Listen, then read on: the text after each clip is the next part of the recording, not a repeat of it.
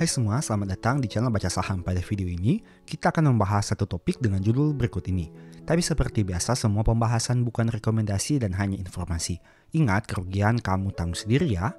Nah, pada video kali ini saya kembali lagi mau membahas satu saham yang menghasilkan laba di atas 1 triliun rupiah. Kamu bisa lihat datanya di sini. Pada Q1 tahun 2025, labanya 1,2 triliun dan pada Q2 tahun 2025, labanya juga sekitar 1,2 triliun rupiah. Jika dibandingkan dengan periode tahun 2024, terjadi kenaikan laba baik itu di Q1 maupun Q2 tahun 2025. Sehingga diasumsikan dengan adanya kondisi seperti ini, di tahun 2025 labanya bisa mengalami kenaikan apabila di Q3 dan Q4-nya juga mengalami kenaikan dibandingkan periode sebelumnya. Nah, dari data ini, kamu bisa lihat bahwa laba perusahaan yang dihasilkan di tahun 2025 ini merupakan laba tertinggi yang pernah berhasil mereka capai, setidaknya dalam beberapa tahun terakhir ini. Untuk aspek gross profit margin-nya 58% dengan net profit margin 27%. Net income-nya quarter year on year growth berdasarkan data yang ada ini yaitu 4,1%. Dengan tawaran dividend yield sekitar 7-8%. Harga tertinggi yang pernah dicapai dalam 10 tahun terakhir adalah 1.445. Nah, sekarang kita bandingkan. Perusahaan memiliki book value dengan angka 1.790 atau book value per share-nya di angka 1.790 dan untuk PBV-nya masih di angka 0,75 kali. Itu artinya harga saham masih dijual di bawah dari modal per lembar sahamnya. Dengan kata lain, harga saham masih dijual di bawah angka 1.790. Kita lihat dari aspek dividennya. Mari coba kita bandingkan secara sekilas. Nah, dari data ini kamu bisa temukan informasi bahwa sejak tahun 2022 hingga tahun 2025 angka dividen per share-nya konsisten mengalami kenaikan dari tahun ke tahun. Dari 22 menjadi 58 menjadi 72 dan terakhir menjadi 106. Bagaimana dari sisi harga saham dan valuasi PBV-nya? Mari coba kita lihat. Harga saham saat video ini dibuat bisa dikatakan berada pada angka yang tinggi, yaitu 1.350. Dan dengan menggunakan angka harga saham ini, jika kita melihat dari aspek PBV-nya di angka 0,75 kali. Di mana data ini dengan data yang kamu bisa lihat bahwa PBV saat video ini dibuat masih berada pada rata-rata PBV dalam 10 tahun terakhir. Dulunya pernah mencapai PBV di atas 1 kali, tapi sempat juga turun di bawah PBV 0,58 kali. Nah, saham yang kita bahas adalah saham NISP atau Bank OCBC NISP dengan harga 1.350 saat video ini dibuat. Selama tahun 2025 masih naik 2,6% dan dalam 5 tahun terakhir masih naik 90,14%. Apabila kamu melihat pada website perusahaan, kamu akan menemukan nama Pak LKH sebagai salah satu pemilik dari perusahaan ini. Silakan kamu cek lagi di sumber resminya. Oke, sekarang mari kita bahas dari sisi laporan keuangan sampai dengan Q2 tahun 2025. Kita lihat dulu untuk komponen asetnya. Karena ini merupakan saham perbankan, jadi kita langsung masuk saja kepada aspek pinjaman yang diberikan. Kita bahas untuk pinjaman yang diberikan dari sisi netonya, yang ternyata mengalami penurunan di Q2 tahun 2025 ini. Oh iya, data yang kita tampilkan adalah sampai dengan 30 Juni, artinya data dari awal Januari sampai Juni tahun 2025. Sekarang mari coba kita copy dulu datanya dan kita hitung berapa persentase kenaikannya.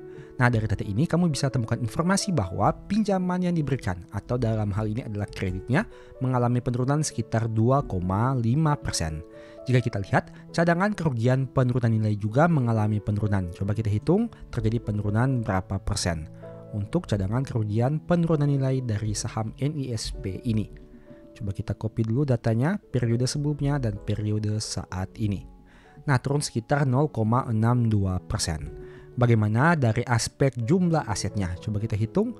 Ternyata jumlah asetnya mengalami kenaikan meskipun penyaluran kreditnya secara neto mengalami penurunan. Nah, ini cukup menarik. Mari coba kita lihat secara sekilas. Aset perusahaan naik 5,32% dari yang awalnya 281 menjadi 295 triliun rupiah. Jika kita lihat, seperti informasi tadi, untuk penyaluran pinjamannya mengalami penurunan. Tapi tentu saja ada aspek-aspek lain yang mengalami kenaikan sehingga menyebabkan total asetnya mengalami kenaikan juga. Contohnya, seperti penempatan pada bank lain dan Bank Indonesia. Kamu bisa lihat di sini angkanya mengalami kenaikan, begitu juga dengan efek-efek yang mengalami kenaikan dari 54 menjadi 59,5. Bagaimana dari aspek liabilitasnya? Khususnya kita akan bahas dari sisi giro tabungan dan deposito. Pertama kita lihat dulu dari sisi gironya. Mari coba kita copy untuk periode sebelumnya dan periode saat ini. Periode sebelumnya dibandingkan dengan periode saat ini. Nah, gironya mengalami penurunan sekitar 3,4%. Bagaimana dengan tabungannya? Coba kita copy dulu datanya. Tabungan ternyata mengalami kenaikan dibandingkan periode sebelumnya. Kita copy dulu datanya. Tabungan naik sekitar 5,79% dan untuk deposito mengalami kenaikan juga. Nah, nantinya kita akan coba hitung untuk komponen dana murah atau kasa perusahaan ini. Deposito naik sekitar 10,08%. Dari data ini, kamu bisa temukan informasi bahwa kenaikan terbesar dari sisi deposito. Oleh karena itu, mari coba kita hitung dari sisi kasa perusahaan, yaitu giro ditambah dengan tabungan. Apakah terjadi kenaikan atau penurunan? Nah, memang mengalami kenaikan untuk sisi kasa perusahaan ini, yaitu giro dan tabungannya dari 113 menjadi 115. Tapi kita lihat dulu untuk aspek dari keseluruhan DPK-nya. Apakah kontribusi ini berpengaruh signifikan atau tidak? Nah, kita coba hitung sekilas di sini dan kita bagi dengan total DPK perusahaan ini. Kemudian kita copy di periode sebelumnya juga. Kita bisa lihat di sini, ternyata untuk komposisi kasa perusahaan secara persentase mengalami penurunan dari 55,3 menjadi 53,18 karena depositonya mengalami kenaikan yang cukup signifikan yaitu 10,08%. Artinya meskipun secara nominal terjadi kenaikan giro dan tabungan di tahun 2025 ini, tapi secara persentase sebenarnya mengalami penurunan karena ada komponen deposito yang mengalami kenaikan yang lebih signifikan. Oke, sekarang mari kita bahas dari aspek total liabilitas perusahaan ini. Kamu bisa lihat liabilitasnya juga mengalami kenaikan dibandingkan periode sebelumnya. Oke, kita masukkan datanya di sini. Liabilitas perusahaan naik dari 240 menjadi 254. Liabilitas naik sekitar 6,06%. Kita lihat dari sisi ekuitasnya. Untuk saldo laba perusahaan mengalami kenaikan dibandingkan periode sebelumnya. Dan jumlah ekuitasnya juga mengalami kenaikan. Coba kita hitung dari sisi jumlah ekuitasnya saja. Kita hitung di sini jumlah ekuitas dibandingkan periode sebelumnya. Ekuitas naik sekitar 0,96%. Nah, dari data ini kamu bisa temukan informasi bahwa entah itu aset, liabilitas maupun ekuitas, kenaikan tertinggi ada pada komponen liabilitas perusahaan. Nah, bagaimana dari aspek laba ruginya? Kita lihat dulu untuk komponennya di sini. Pendapatan bunga dan syariah. Pertama kita lihat dulu terjadi kenaikan juga dibandingkan periode sebelumnya. Mari coba kita copy dulu datanya di sini. Pendapatan naik sekitar 7,4%. Bagaimana dari sisi biayanya? Coba kita lihat sini beban bunga dan beban syariahnya. Naik berapa persen dibandingkan periode sebelumnya? Nah, naik 12,8%. Secara persentase mengalami kenaikan yang lebih signifikan. Oke, coba kita hitung secara nominalnya.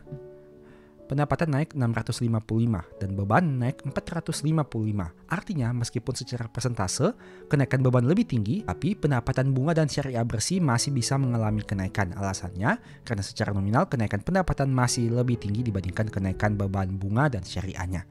Untuk pendapatan operasional lainnya, kamu bisa lihat informasinya di sini. Terjadi kenaikan yang signifikan dibandingkan periode sebelumnya.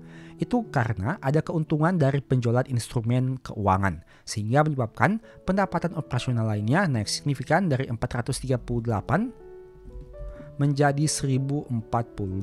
Kita lihat di sini pendapatan operasional lain naik 138%. Bagaimana dari sisi beban operasional lain? Beban operasional lain juga naik meskipun dengan angka yang tidak terlalu signifikan. Coba kita hitung secara persentasenya naik berapa persen. Naik 6,5%. Nah, dari aspek labanya. Tentu saja kamu sudah tahu bahwa laba perusahaan mengalami kenaikan dibandingkan periode sebelumnya. Dengan beberapa alasan yang tadi sudah kita bahas secara sekilas. Laba bersih yang dapat didistribusikan kepada pemilik entitas induk naik sekitar 7,3% dari 2,39 menjadi 2,56 triliun rupiah.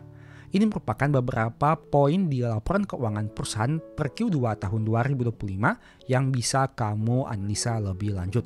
Ingat, video ini bukan rekomendasi dan hanya sebagai informasi umum saja yang bisa diakses dari berbagai sumber.